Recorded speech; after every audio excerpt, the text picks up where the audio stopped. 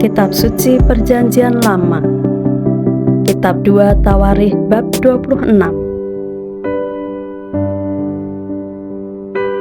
Raja Uzia. Segenap bangsa Yehuda mengambil Uzia yang masih berumur 16 tahun dan menobatkan dia menjadi raja menggantikan ayahnya Amasya. Ia memperkuat Elot dan mengembalikannya kepada Yehuda sesudah raja mendapat perhentian bersama-sama dengan nenek moyangnya. Uzia berumur 16 tahun pada waktu ia menjadi raja, dan 52 tahun lamanya ia memerintah di Yerusalem. Nama ibunya ialah Yeholia dari Yerusalem. Ia melakukan apa yang benar di mata Tuhan, tepat seperti yang dilakukan Amasya ayahnya. Ia mencari Allah selama hidup Zakaria, yang mengajarnya supaya takut akan Allah, dan selama ia mencari Tuhan, Allah membuat segala usahanya berhasil. Maka majulah ia berperang melawan orang-orang Filistin dan membongkar tembok Gad, Yabne, dan Asdod, lalu mendirikan kota-kota di sekitar Asdod dan di lain-lain wilayah orang Filistin. Allah menolongnya terhadap orang Filistin dan terhadap orang Arab yang tinggal di Gur Baal dan terhadap orang Meunim. Orang-orang Amon membayar upeti kepada Uzia. Namanya termasyhur sampai ke Mesir karena kekuatannya yang besar.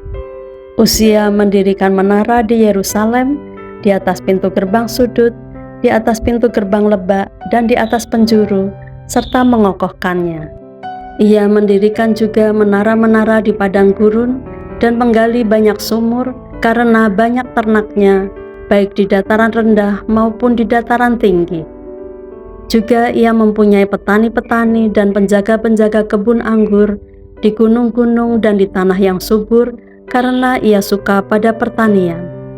Selain itu, Uzia mempunyai tentara yang sanggup berperang, yang maju berperang dalam laskar-laskar menurut jumlah anak buah yang dicatat oleh panitera Yeiel dan penata usaha Maaseia di bawah pimpinan Hananya, salah seorang panglima raja. Kepala-kepala puak, pahlawan-pahlawan yang gagah perkasa itu, seluruhnya berjumlah 2.600 orang. Di bawah pimpinan mereka terdapat satu bala tentara, terdiri dari 307.500 orang yang gagah perkasa dalam berperang untuk membantu raja dalam menghadapi musuh.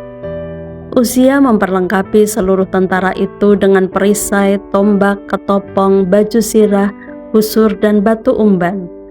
Ia membuat juga di Yerusalem alat-alat perang ciptaan seorang ahli yang dapat menembakkan anak panah dan batu besar untuk ditempatkan di atas menara-menara dan penjuru-penjuru. Nama raja itu termasyhur sampai ke negeri-negeri yang jauh karena ia ditolong dengan ajaib sehingga menjadi kuat. Setelah ia menjadi kuat, ia menjadi tinggi hati sehingga ia melakukan hal yang merusak. Ia berubah setia kepada Tuhan Allahnya dan memasuki bait Tuhan untuk membakar ukupan di atas mezbah pembakaran ukupan. Tetapi Imam Azaria mengikutinya dari belakang bersama-sama 80 imam Tuhan, orang-orang yang tegas. Mereka berdiri di depan Raja Uzia dan berkata kepadanya, "Hai Uzia, engkau tidak berhak membakar ukupan kepada Tuhan. Hanyalah imam-imam keturunan Harun yang telah dikuduskan yang berhak membakar ukupan. Keluarlah dari tempat kudus ini, karena engkau telah berubah setia. Engkau tidak akan memperoleh kehormatan dari Tuhan Allah karena hal ini." Tetapi Uzia dengan bokor ukupan di tangannya untuk dibakar menjadi marah. Sementara amarahnya meluap terhadap para imam, timbullah penyakit kusta pada dahinya di hadapan para imam di rumah Tuhan dekat mezbah pembakaran ukupan. Imam kepala Azaria dan semua imam lainnya memandang kepadanya, dan sesungguhnya ia sakit kusta pada dahinya.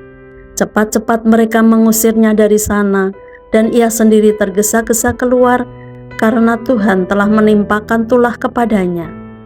Raja Uzia sakit kusta sampai kepada hari matinya, dan sebagai orang yang sakit kusta, ia tinggal dalam sebuah rumah pengasingan karena ia dikucilkan dari rumah Tuhan.